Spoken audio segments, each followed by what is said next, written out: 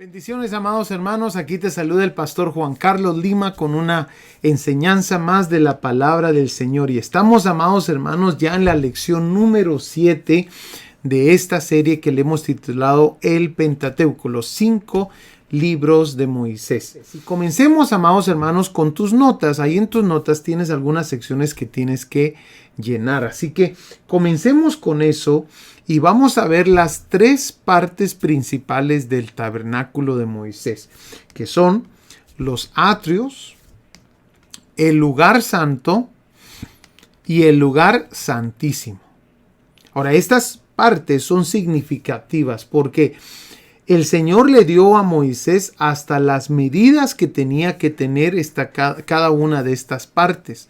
Porque hay de mucha importancia notar, amados hermanos, las medidas, los colores, los materiales que Dios le dijo. Había mucha importancia en eso porque cada una de esas cosas es simbólico o profético de períodos, de personajes, de cosas que iban a venir en el futuro. Así que hoy vamos a indagar un poquito más en esto. Amén. Y quisiera que me acompañes, amados hermanos, a ver un poco de las medidas, porque las medidas son importantes en esta sección. Amén. Ahora, te quiero recordar de que anteriormente yo había hecho una serie del Tabernáculo Moisés. Si no me equivoco, son 5 clases. No vamos a dar esa serie el día de hoy. Estas son nuevas gráficas que he conseguido. Pero aparte es una versión resumida de esas clases. Entonces te quiero invitar, tal vez en el futuro doy esa serie. Vamos a ver esto en una parte resumido a lo que realmente eran las otras 5 clases. Nos llevaría mucho tiempo ver todo este Pentateuco si fuera de esa manera. Entonces pongamos atención y las notas tratas de llenarlas así como las vayamos poniendo. Esta parte la agregué a última hora, no están en tus notas, pero creí de que era de mucha importancia ponerlo. Así que te invito a que hagas un pequeño dibujo del tabernáculo en tus notas y poner algunas de estas cosas que vas a ver aquí. Entonces, miremos, amados hermanos, que los atrios son figura del tiempo de la ley. Hay exactamente 1500 años de Moisés a Jesús. Interesantemente, hay 1500 codos cúbicos aquí en las medidas de los atrios. Entonces es importante, amados hermanos, ver cómo todo esto se relaciona proféticamente de los próximos periodos que venían. El lugar santo hay 2000 codos cúbicos, figura del tiempo de la iglesia. Y el lugar santísimo hay 1000 codos cúbicos, figura del tiempo del milenio. Entonces, todo esto, amados hermanos, es impresionante. Lo que Dios hizo aquí, las medidas, los colores, los materiales que Dios le pidió a Moisés, todo esto tiene una figura la cual necesitamos indagar. Vayamos y comencemos entonces en lo que es los atrios. Ahí en los atrios, en Éxodo capítulo 27, versículo 9, vamos a darnos cuenta que nos comienzan a hablar acerca de los atrios. Y estamos en esta porción de acá, amados hermanos, que te pongo ahí ese círculo. Ahí vamos a comenzar a ver las cortinas de los atrios. Pero miremos ahí en Éxodo 27, 9. Amén. Éxodo 27, 9. Déjame cambiar de aplicación. Amén. Miremos entonces, Éxodo 27:9, dice así: y harás también el atrio del tabernáculo, al lado sur habrá cortinas de lino fino torcido para el atrio, de 100 codos, de largo por un lado. Sus columnas serán 20, con sus 20 basas de bronce. Interesante, aquí pongamos atención porque esto lo vamos a ver ahorita. Los ganchos de las columnas y sus molduras serán de plata. Asimismo, a lo largo del lado norte habrá cortinas de 100 codos. Amén. De largo, y sus 20 columnas con sus 20 basas serán de bronce. Los ganchos de las columnas y sus molduras serán de plata. Pero el ancho del atrio en el lado occidental habrá cortinas de 50 codos, con sus 10 columnas y sus 10 basas. El ancho del atrio es el lado oriental en el lado oriental será de 50 codos. Las cortinas a un lado de la entrada serán de 15 codos, con sus 3 columnas y sus 3 basas. Bueno, entonces nos damos cuenta que nos comienzan a dar un montón de lo que es estas medidas, amén, que son de mucha importancia verlas. Ahora, ¿qué significa todo esto para nosotros? Bueno, una de las cosas que vamos a ver es de que las columnas tipifican a los justos. Si nos vamos a ver, amados hermanos, Gálatas capítulo 2, versículo 9, Gálatas capítulo 2, versículo 9, nos vamos a dar cuenta, déjame ponértelo en la aplicación, Gálatas capítulo 2, versículo 9, dice, al reconocer la gracia que se me había dado, Jacobo, Pedro y Juan, que eran considerados como columnas. ¿Nos damos cuenta? Que eran considerados como columnas. Nos dieron a mí, a Bernabé, la diestra de compañerismo. Bueno, siguen hablando de otras cosas. Entonces, démonos cuenta, amados hermanos, de que lo que era las columnas tipifican en la Biblia los justos. Amén. Apocalipsis 3:12 también nos habla de la promesa que el Señor le da a la iglesia fiel, que si permanece fiel lo hará columna en el templo de Dios y nunca más saldrá de ahí. Entonces nos damos cuenta nuevamente, las columnas en el tabernáculo tipificaban los justos. Pero démonos cuenta también, amados hermanos, que las cubiertas o las cortinas, dice otra vez, las cubiertas de las cabezas, Éxodo 38:17, vayamos a ver ahí. Éxodo 38:17 dice así: las basas de las columnas serán de bronce, los capiteles de las columnas y sus molduras de plata, asimismo las cubiertas de las cabezas de ellas de plata.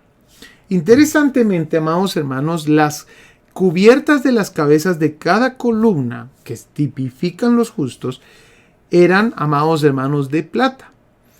Estas cubiertas de las cabezas tipifican las coronas que el justo va a tener. Amén. Esas cubiertas tipifican las coronas. Y la plata es interesante porque en la Biblia es figurativo de redención, la plata. Amén. O sea que esa corona la recibimos por el hecho, amados hermanos, que Cristo Jesús nos redimió. Impresionante esto, ¿verdad? Pero ahora, aquí era lo que te decía, las cortinas, que era donde me había confundido. Las cortinas, amados hermanos, eran blancas. Esta es figura de justicia y santidad. Las cortinas de cada una de estas secciones eran totalmente blancas, figura de justicia y santidad. Apúntalo en tus notas, porque eso estaba ahí. Ahora, las basas, como lo habíamos leído, no sé si te recuerdas, leímos que las basas iban a ser de bronce. Interesante cómo Dios había puesto las cubiertas de las cabezas de plata, que tipifican las coronas, pero las basas, amados hermanos, de las columnas tenían que ser de bronce. Las columnas iban a ser de madera. La madera tipifica humanidad. Mira cómo todo esto va relacionado. Las basas, amados hermanos, como habíamos dicho en otras enseñanzas, te recordarás que el bronce es figura de juicio. Y ahí te puse los versículos bíblicos para que los tengas. Las basas de bronce es figura de los justos que van a juzgar. Amén. como lo dice Apocalipsis capítulo 20, versículo 4, 1 Corintios 6, 2 al 3. Vayamos allá a 1 Corintios, porque sí nos interesa ver esto. 1 Corintios capítulo 6. Miremos ahí. Capítulo 6, versículo 2. Mira lo que dice. ¿O no saben que los santos han de juzgar al mundo? Y si el mundo es juzgado por ustedes, ¿no son competentes para juzgar los casos más sencillos? Mire, los santos van a juzgar al mundo, dice aquí. Pero ahora mira por favor lo que sigue diciendo. Versículo 3. No saben que hemos de juzgar a los ángeles.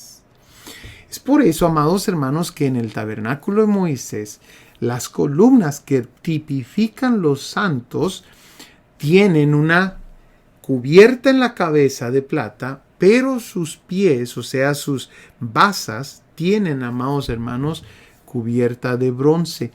¿Por qué, amado hermano? O serán de bronce, no es cubierta, sino que serán de bronce, decía ahí. ¿Por qué? Porque los justos van a juzgar. Aquí, 1 Corintios nos deja saber que van a juzgar al mundo, pero también van a juzgar a los ángeles. Interesante, ¿no? Ahí te puse varios otros versículos que puedes ver lo que es Apocalipsis 1:15, pero vayamos a Deuteronomio, ya que tenemos aquí la Biblia rápido. Deuteronomio 28, 23. Habíamos dicho que estamos viendo cómo en la Biblia el bronce tipifica juicio. Y mira lo que dice. El cielo que está encima de tu cabeza será de bronce. Eso tipifica juicio. Y la tierra que está debajo de ti, de hierro. Amén. El Señor hará que la lluvia de tu tierra sea polvo y ceniza. Por eso están hablando del polvo y ceniza, de la lluvia que viene del cielo, porque había juicio. Cuando se habla de cielo de bronce, tipifica juicio. Interesante. Entonces ahora nos están dejando saber aquí en el tabernáculo la importancia de nosotros, amados hermanos, como justos, de juzgar a los ángeles y también al mundo entero. Amén. Sigamos bien. Después, amados hermanos, cuando ya vamos entrando un poquito más, nos vamos a dar cuenta, amados hermanos, de que estaba este altar del holocausto. Ahora, te recuerdo, amados hermanos, en la otra clase que habíamos dado anteriormente acerca de todo esto, habíamos dado hasta las medidas y colores de lo que eran las cortinas de acá, todas estas cortinas, que no lo vamos a dar esta vez, pero vamos a estar tocando algo de las cortinas después, probablemente en la próxima clase, pero vamos a entrar entonces a esta sección ahora, a lo que es el altar del holocausto. Y este altar del holocausto era de mucha importancia. Y fíjate, amado hermano, proféticamente tipifican varias cosas. Por ejemplo, las medidas del altar eran 5 codos de longitud y 5 codos de anchura. 5, como lo sabemos, es el número de gracia, ¿verdad que sí? 5. Pero también representan, amados hermanos, lo que es las 5 heridas de Jesús en la cruz del Calvario. Las 5 heridas que él tuvo ahí en la cruz del Calvario. Amén. Ahora, recordémonos y vayamos allá a Éxodo capítulo 27, versículo 1, porque vamos a ver esto a un poquito más de detalle. Éxodo 27, 1. Nos dice: harás también un altar de madera de acacia de 5 codos de longitud y de 5 codos de anchura. Será cuadrado el altar y su altura de 3 codos. Démonos cuenta, amados hermanos, de que el Señor escogía números que hacían sentido. Dios no hace las cosas como nosotros. A veces tomamos decisiones sin sentido, pero no Dios. Dios tomaba hasta las medidas de este tabernáculo, amados hermanos, había un sentido detrás de ello, había una razón por el cual lo había escogido. Y mira los números que escoge. Dice 5, 5 será cuadrado, vamos a ver por qué. Y su altura de 3 codos también. 3 es figura de la Trinidad, ¿verdad? Cuadrado, vamos a ver entonces por qué cuadrado. Cuadrado, ¿qué tipifica? Son las buenas nuevas para toda la tierra. Recordémonos que estamos hablando del altar del holocausto, el lugar donde se iba a sacrificar los corderitos. Amén. Que este lugar, amados hermanos, tipifica el sacrificio de Jesucristo en la cruz del Calvario. ¿Y por qué sabemos que el cuadro tiene que ver con la tierra? Bueno, si nos damos cuenta, 4, amados hermanos, significa que tiene que ver con la tierra. Hay 4 vientos de la tierra, hay 4 ángulos de la tierra, amén, 4 puntos cardinales, 4 estaciones del año, 4 evangelios de la vida de Jesús aquí en la tierra. Entonces el 4 realmente tiene que ver con lo que es el planeta Tierra. Es por eso que cuando está hablando que el altar del holocausto tiene que ser cuadrado, nos están diciendo que el sacrificio de Jesús tiene que recorrer el mensaje de las buenas nuevas de ese sacrificio, tiene que recorrer la tierra entera, que va muy de la mano con versos bíblicos que hemos tal vez leído anteriormente. Amén. Bueno, vayamos por favor, amados hermanos, a Hechos capítulo 1, versículo 8. Hechos capítulo 1, versículo 8.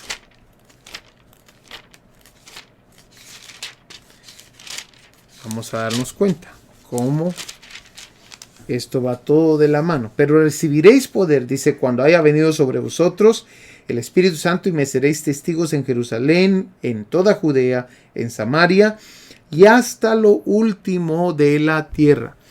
Démonos cuenta de que el mensaje tiene que ser predicado a lo último de la tierra. Dios el día de hoy está usando estos medios para llegar hasta lo último de la tierra. Fíjate que ahorita estamos en contacto con varias personas de diferentes países, amados hermanos.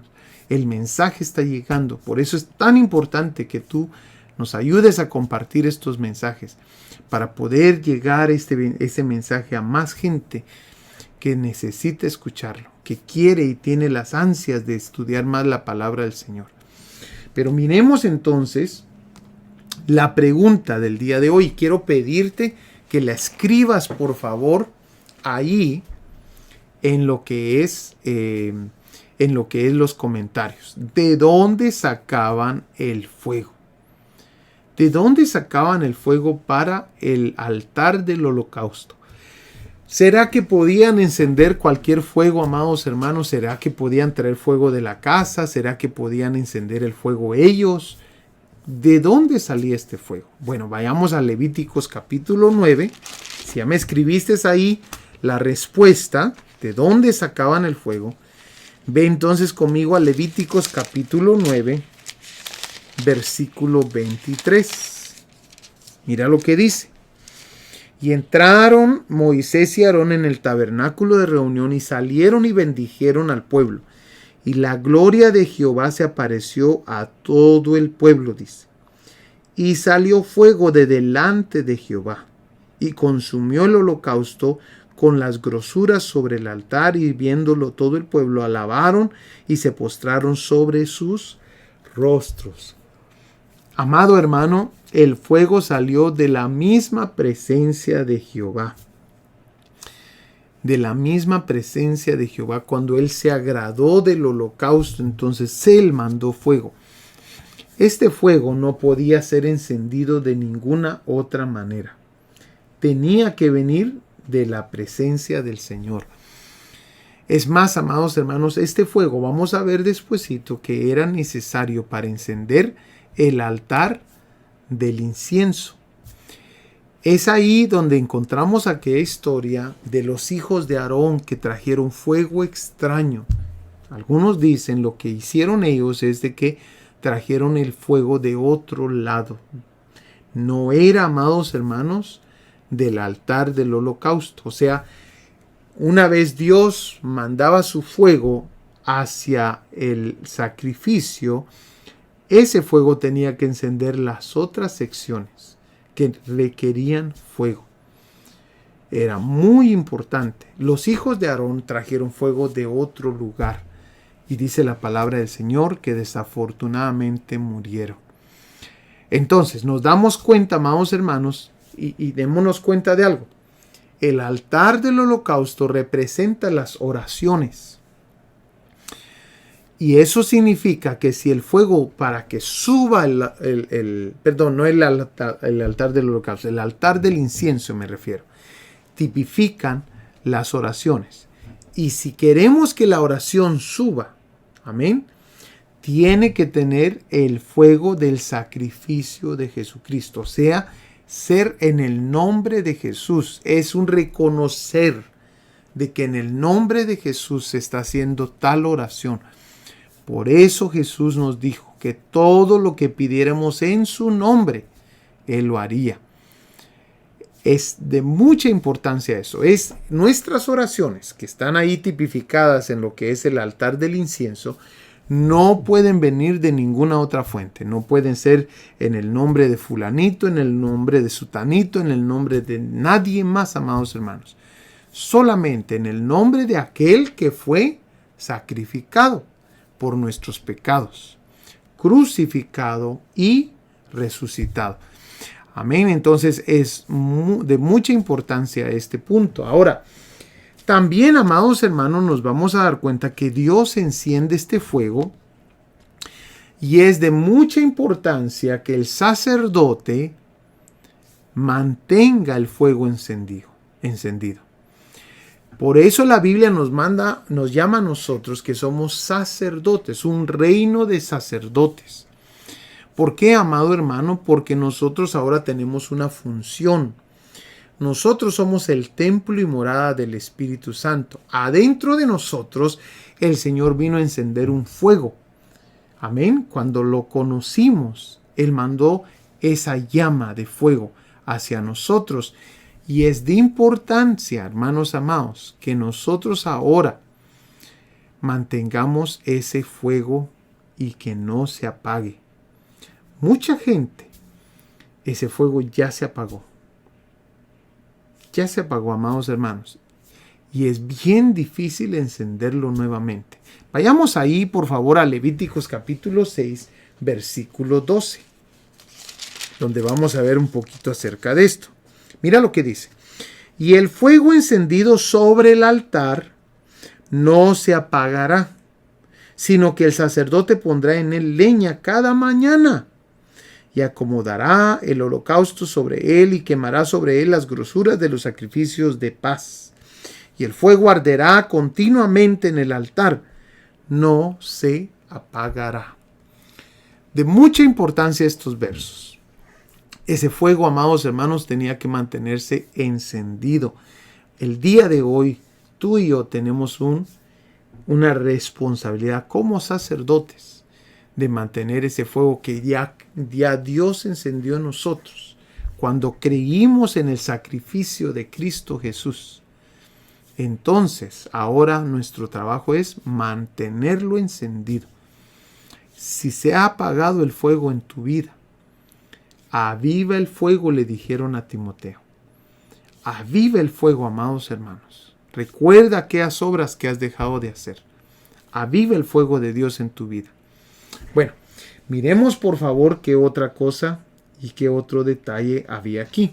También en el capítulo 30, versículo 17 de Éxodo, capítulo 30, versículo 17, nos vamos a dar cuenta, amados hermanos, que estaba lo que es, en algunas Biblias aparece como la fuente de bronce, otras Biblias el lavatorio de bronce. Miremos entonces qué es lo que dice esos versículos de Éxodo 30, 17. Dice, habló más Jehová a Moisés diciendo, harás también una fuente de bronce, con su base de bronce para lavar, y la colocarás entre el tabernáculo de reunión y el altar, y pondrás en ella agua. Y de ella se lavarán Aarón y sus hijos las manos y los pies, Cuando entren en el tabernáculo de reunión se lavarán con agua para que no mueran. Y cuando se acerquen al altar para ministrar, para quemar la ofrenda encendida para Jehová, se lavarán las manos y los pies para que no mueran.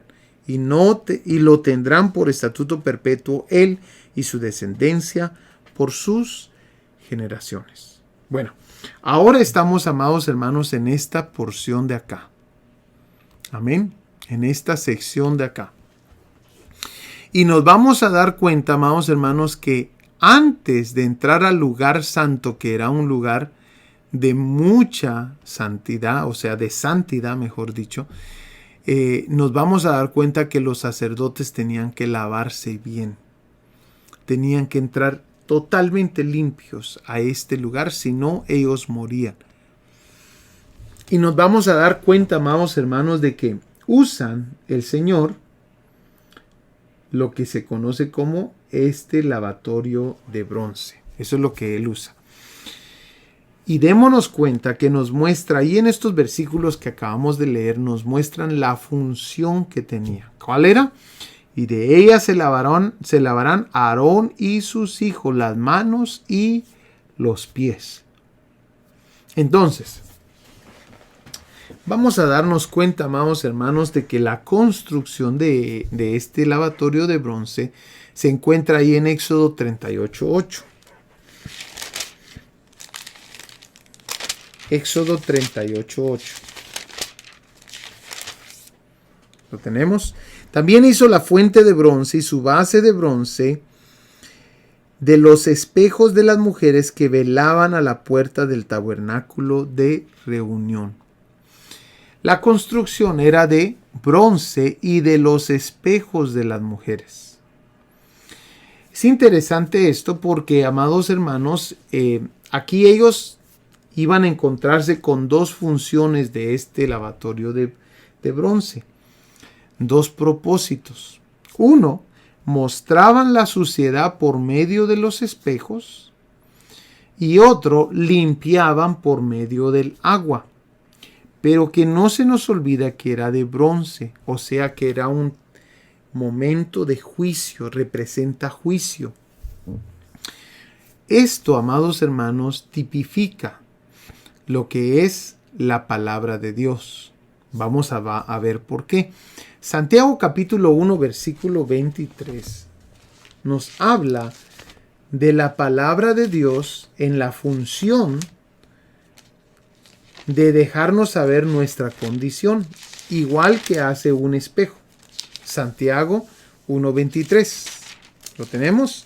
Dice, porque si alguno es oidor de la palabra, pero no hacedor de ella, este es semejante al hombre que considera en un espejo su rostro natural. Están comparando a la Biblia, la palabra de Dios, como un espejo. Amén. Un espejo que refleja la condición de la persona. Y es que eso es lo que es la palabra de Dios. La palabra de Dios es como un espejo que nos deja saber nuestra condición. Pero Efesios capítulo 5, versículo 25, nos deja saber también que la palabra de Dios es como agua, que limpia, que santifica. Mira qué impresionante. 5, ¿qué te dije? 5:25. Efesios 5:25. Mira lo que dice. Dice, maridos, amad a vuestras mujeres, así como Cristo amó a la iglesia y se entregó a sí mismo por ella para santificarla. ¿Te das cuenta? Habiéndola purificado en el lavamiento del agua por la palabra. Ahora tenemos otro versículo que nos dice de que la palabra de Dios es como agua. No solamente es como espejo, es como agua que limpia. La palabra de Dios tiene, amados hermanos, la facultad, tiene el poder de dejarnos saber nuestra condición, pero también, así como un espejo, pero también a la misma vez nos puede limpiar, así como el agua. Y dice aquí claramente, para santificarla. Interesante, ¿no? Muy hermoso esto, amados hermanos, y es de mucha importancia que no se nos olvide. Por eso seguido tenemos que estar en la palabra de Dios, indagando, metiéndonos a la palabra de Dios para nosotros tener bien claro lo que Dios quiere hablarnos. Bueno, lo otro, amados hermanos, que yo te tengo que preguntar y quiero que me lo apuntes en los comentarios, por favor, es ¿de dónde sacaron el agua? Apúntalo por favor en los comentarios. ¿De dónde sacaron el agua? 1 Corintios capítulo 10, versículo 4 nos deja saber algo acerca de esto. 1 Corintios capítulo 10, versículo 4. ¿Lo tenemos? Dice, y todos bebieron la misma bebida espiritual porque bebían de la roca espiritual que los seguía. Y la roca era Cristo. Entonces, nos vamos a dar cuenta, amados hermanos, que el agua ellos no la podían traer de casa, no la podían traer de Egipto, mucho menos de Egipto, amados hermanos. El agua la tenían que ellos traer de lo que era esa roca que los seguía. Y esa roca, dice la palabra del Señor, que era Cristo. Entonces, nos vamos a dar cuenta, amados hermanos, que hay bastantes cosas que podemos ver aquí, que traen, amados hermanos, bastante claridad a todos los detallitos que Dios le pidió a Moisés. Ahora, ¿qué te parece, amados hermanos, si terminamos esta lección mirando por último las cortinas? Y vamos a ver, aunque no voy a entrar al lugar santo, sí vamos a ver las cortinas del lugar santísimo, el lugar santo y de los atrios, porque es de mucha importancia. Nos vamos a dar cuenta, amados hermanos, de que el Señor le pidió a Moisés unas cortinas de lino. Amén. Ahí en Éxodo capítulo 26, versículo 1. Harás el tabernáculo de 10 cortinas de lino torcido, azul, púrpura y carmesí. Lo harás con querubines de obra primorosa. Amén. Entonces nos vamos a dar cuenta que la primera sección de cortinas estaba, amados hermanos, compuesta ahí en el tabernáculo, que están hablando de la tienda. De eso están hablando. Entonces el capítulo 26, versículo 1, habla de la tienda de reunión, o sea, el tabernáculo. El capítulo 27, versículo 16 en adelante, nos habla acerca de los atrios. Amén. De los atrios, las cortinas de los atrios. Pero vamos a notar, y déjenme darle otro versículo, capítulo 26, versículo 31 en adelante, nos habla de las cortinas del lugar santísimo. Entonces, nos vamos a dar cuenta, amados hermanos, de que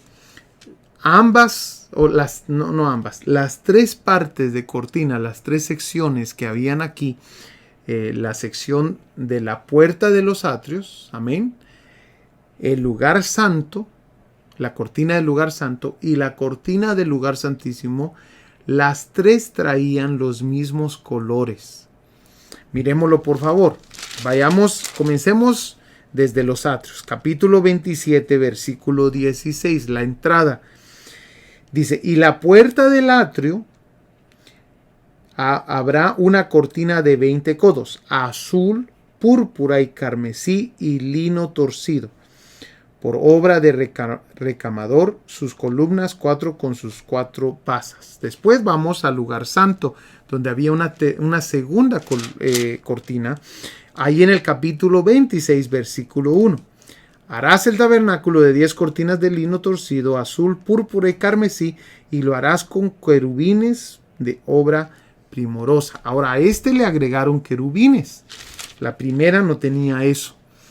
Pero después aparecen las cortinas del lugar santísimo. El capítulo 26 de Éxodo, versículo 31. Dice, también harás un velo de azul, púrpura, carmesí y lino torcido.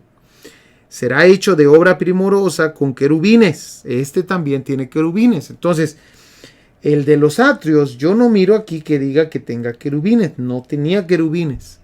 Pero el lugar santo y el lugar santísimo, sus cortinas tenían querubines ahí.